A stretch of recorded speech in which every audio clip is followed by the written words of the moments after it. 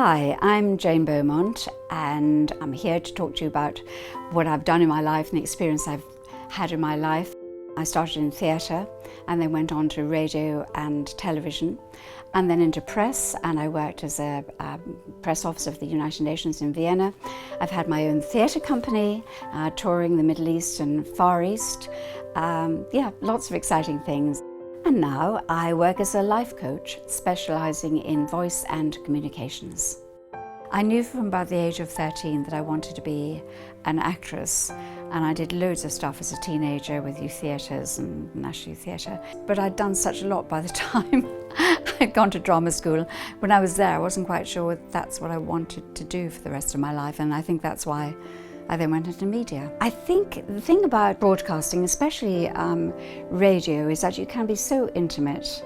I think radio will survive forever because you have the different streaming platforms now, and people are making, podcasts and all sorts of things all the time. I think from a giving point of view, a service point of view, I've really enjoyed doing radio and news and television, of course.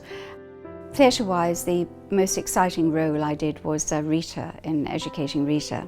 There were only two people on stage in the play, and Rita had an awful lot of the lines. So to make that successful, you really had to know it and really had to put a lot of work into it.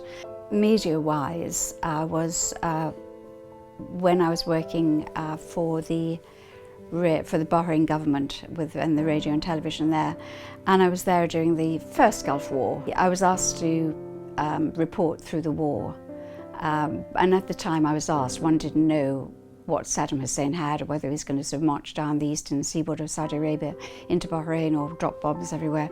So it was quite a big decision. My son and my husband were evacuated, like lots of people, but I stayed in and reported 24, there were 6 of us, we reported 24 hours a day for the first week. Then when it was all over, which was after about 2 months, we all got a certificate of bravery from the Bahrain government and some commendations from the British government. My latest project is actually life coaching, and when I worked at the United Nations as a press officer, they knew of my acting training, so they asked me if I would help a few people there to improve their presentations and stuff.